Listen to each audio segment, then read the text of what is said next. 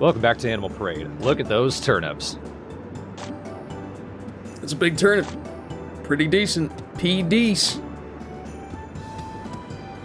They run the gamut of quality. Except for maybe Shining. Why couldn't you have done better in life, like your perfect turnip brother? It's best practiced farmer's eye. And I got a good cabbage, which is probably used for a few recipes. What I'm going to try to remember to do is I'm going to save as many crops as I actually need to make recipes, because they're one of the collectibles that I will be getting all of. Now, the thing with recipes, the quality of the ingredients usually doesn't matter, so I'll usually just stick with the decent crops and then sell the really good ones.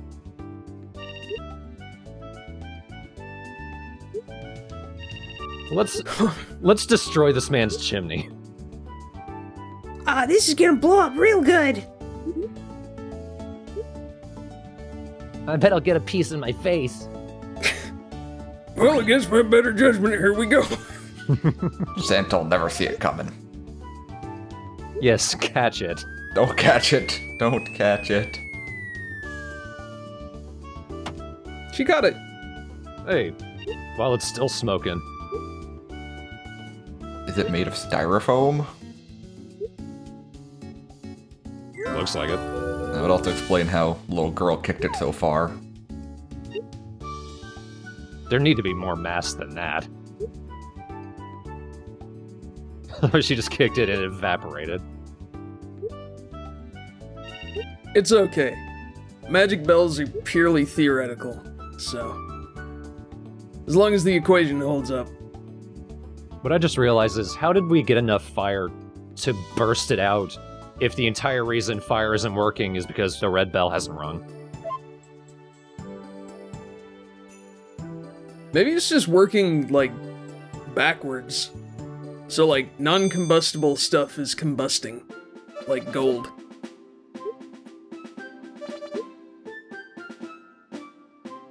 No, I think that's your skin, pal.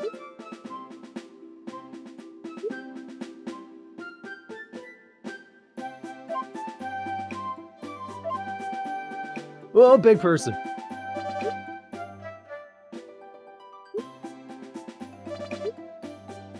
It's Alan. Technically the first Harvest Sprite, I think. Aside from Finn.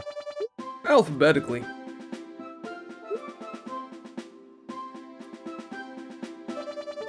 They more or less go in alphabetical order. I think we're able to save Colin without rescuing any of the other Harvest Sprites, but we do kind of need to go in order to unlock them.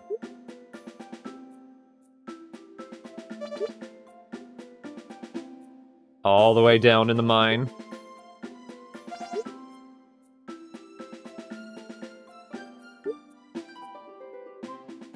Finn, you fuck up. He doesn't even say anything. He just kind of looks cockeyed at Finn. You can totally ring it. He's just dicking with you. I bet I can make her go all the way down the mine again. Geez, Finn, read a book. Go back to Pixie College.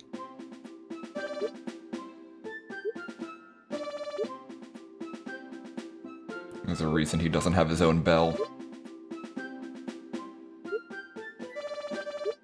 Just kicks him. Ring it!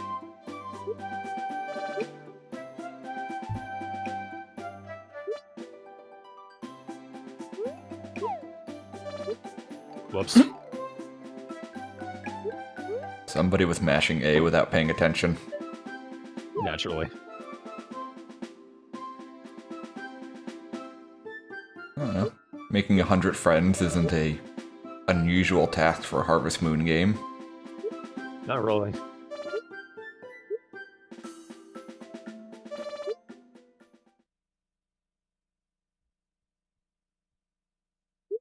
Just explodes.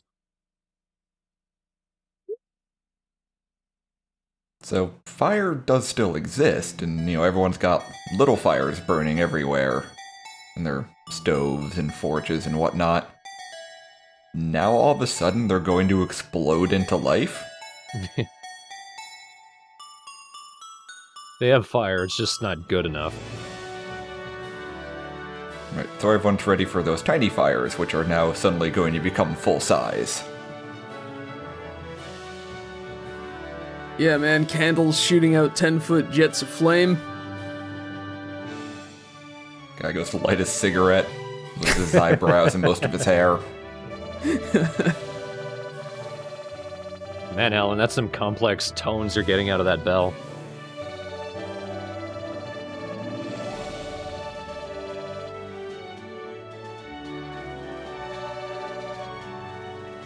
We go outside, the entire village is just black with smoke.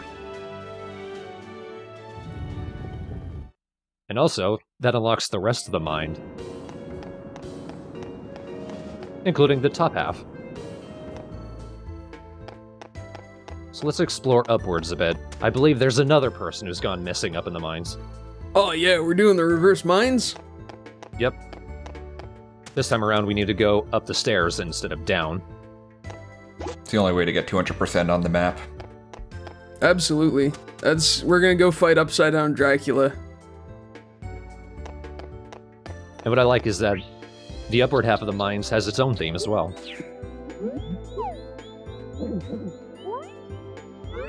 It was kind of cool. There are tops and bottoms of the mines. The very bottom of the mine is a lava field, which is kind of wild. The very top of the mine is actually the top of the mountain, which is where the Harvest King lives. We haven't really talked about it yet, but our ultimate goal is to ring the bells in order to summon the Harvest King, because he's actually the one who can save the Harvest Goddess's tree. And he's just not in town for some reason. So all of this ordeal is his fault for being a lazy asshole.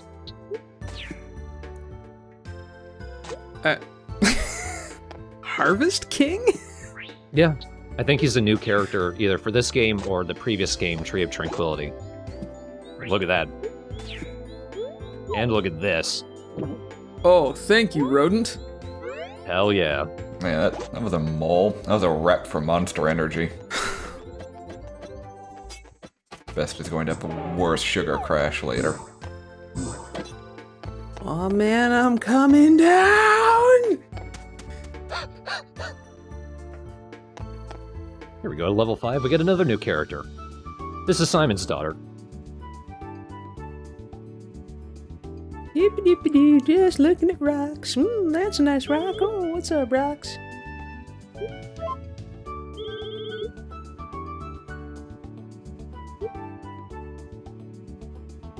Granted, I don't mean people, period. Literally not the question I asked.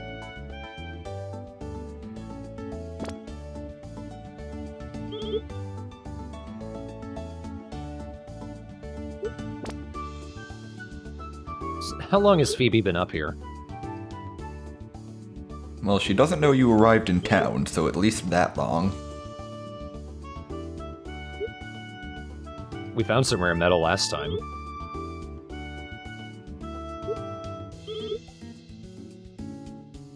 That's a hint that rare metal is a good gift to give her. But I think you can also give her shining tea leaves, which you can grow in summer. She's not the easiest one to befriend. Most of the stuff she likes is really expensive. She might be one of the people who likes accessories, thinking about it. I mostly stick to shining tea leaves, because I make plenty of those. So she's not going to see anything for this season. That's what you get for being picky. Oh, look at this. During the day, Luke is just out here swinging his axe at nothing. In the middle of the fucking road. Oh yeah, I'm good with axes. Luke's the axe master. Slash.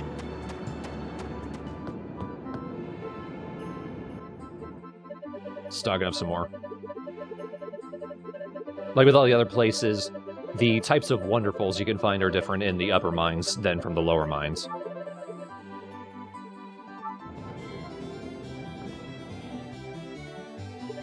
Now that the red bell is rung, the hot spring on our farm is now active, which means we have a place where we can recover a big chunk of stamina once every day. So I am stocking up on crops.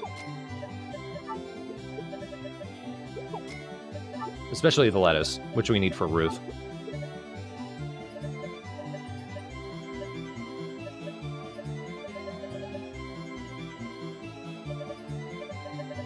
She does not look happy with you. She's never happy. Make up your mind to get out of my store. And my inventory was full. She's thinking about her ne'er-do-well husband. That drunk. He's more ne'er-do anything.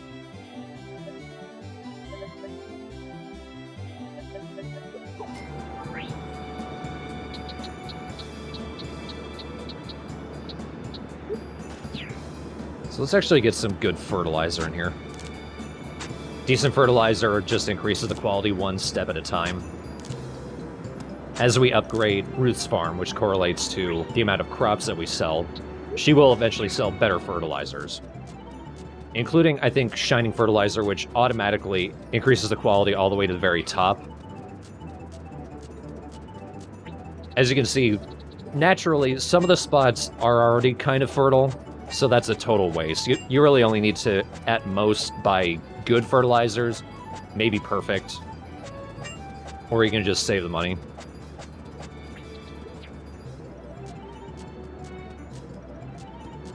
It'll make more sense once we see it in action. What's the price difference? Luckily, it's all equivalent. Oh, okay. So, like, good fertilizer is just twice as expensive as regular.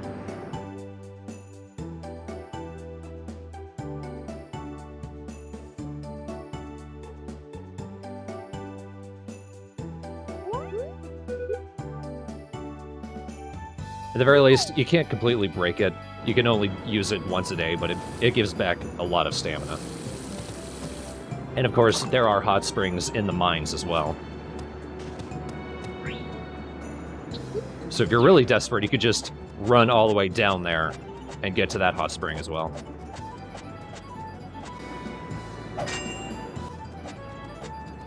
I always love finding more money. In a lot of cases, that's the only real reason to hoe out different spots on the farm if you're not growing crops.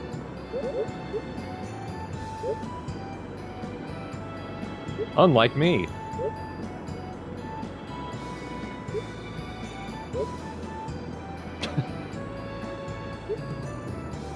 She's obsessed with metal, man.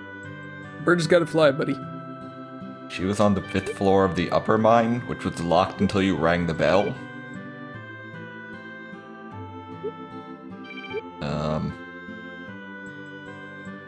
How long was she up there? No, just look at the current date. Everyone's been missing for at least as long as I've been here. You can't stop a geologist, man. They just get into places. Like raccoons.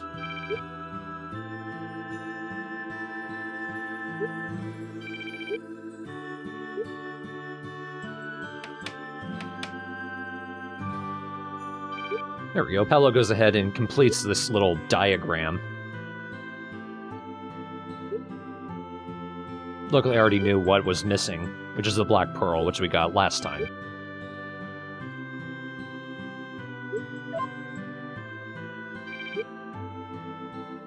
This is a genuine Rube Goldberg level piece of nonsense. Did he turn the town into an OK Go video? Kind of. Awesome. Because it completely inexplicably, once you do this whole thing, it plays the melody of the Bluebell. And when you look at it, there's no logical way that should work.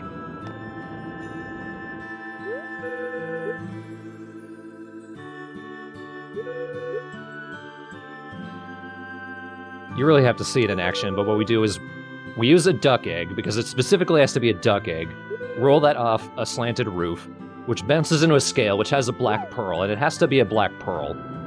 I think that goes flying. Eventually, it ends up in a pond with 5 fish. They go through a pipe, and they fall onto a keyboard and specifically land in the right order to play the melody of the Bluebell. That makes sense. Yeah, totally.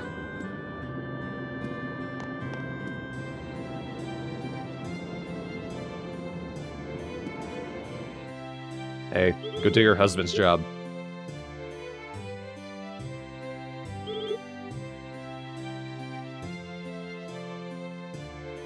Maybe I should occupy my time for the last year. Get back to work! Like, moping is a full-time position.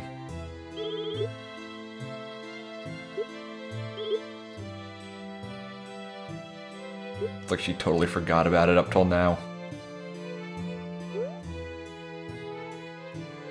You're totally right.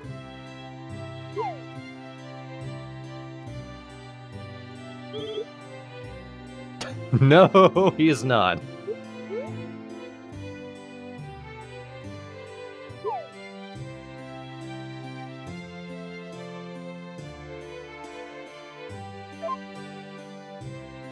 He's sitting on his ass all day? I don't know why I didn't expect that from the guy who all he does is polish crap.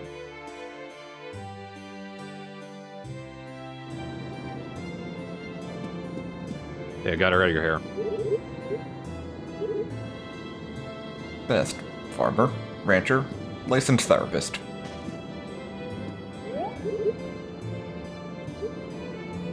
Best thing to give to Perry is herbal tea. There's a lot of characters that like herbal tea, and it's really easy to make.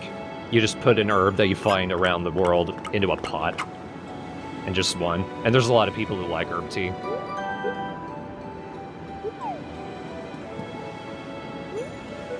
I got really lucky. One thing that can be really stupid is when you're fishing and you catch something, but every time you hammer the A button while you're trying to reel it in, that slowly decreases your stamina. It's perfectly possible to completely run out of stamina before you've caught the fish, and then you just retract the line without the fish.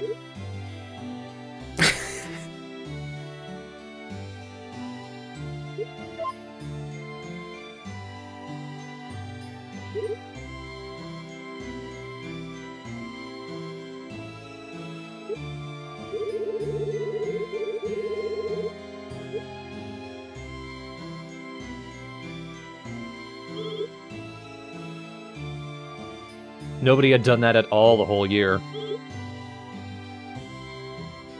Yeah, man, it's bad luck to talk to a widow. It wilts your crops. Makes the fire stop working and the wind stop blowing. And it causes storms to destroy the bridge. See, it's bad news. And incredibly lazy carpenter's apprentices. I never should have trusted him. How was I to know that leaving the store in the hands of my apprentice would not be a good idea? I'm not gonna do anything silly like fire him. Jeez, man, in this economy, it's a death sentence for a fancy boy like that. Now that Mira's here, I don't need to do my job. I can finally focus on my art. Standing. The art of occupying space. Really easy gift for both Mira and for Julius is purple herbs. For whatever reason. They love purple, huh? Yeah, guess so. Here's a leaf. Can I invade your privacy now? I'm not gonna ask. It's me, Best. I'm going through your stuff.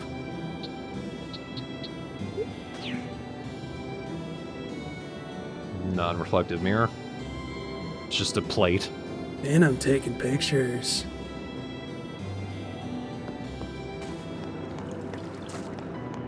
Once you've rescued a harvest sprite, they all start hanging out here with the harvest goddess. They all like mushrooms, which is a really easy gift to give them. They do have specific gifts that they really love, but they all like mushrooms, so don't really need to worry about getting anything special.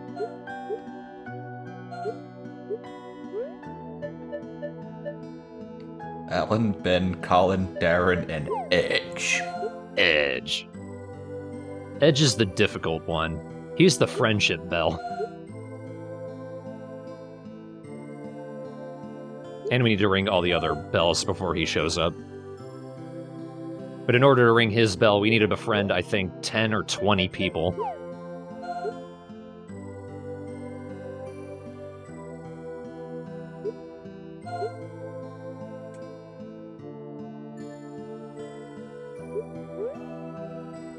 Just won't tell me anything else.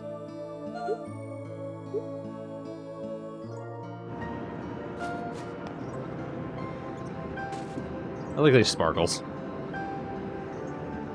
Look over here. No, look over here.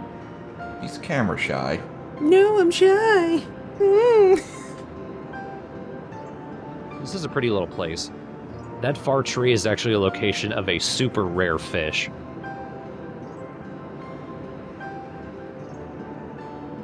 Mostly you're just gonna catch pond smelt and I think algae.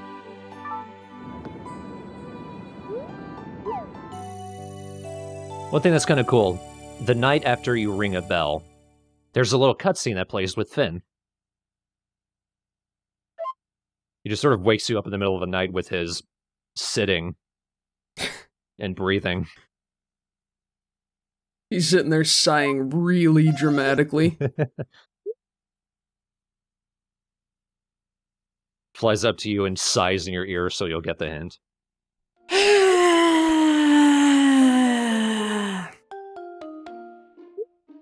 I said, Best! Best!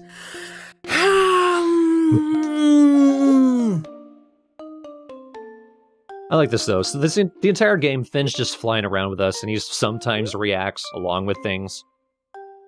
But when you ring a bell, it actually gives him sort of an identity crisis, because he doesn't have a bell himself, like we mentioned, and he actually sort of feels bad about that. He feels inadequate, which is like, wow, character development. Didn't expect that.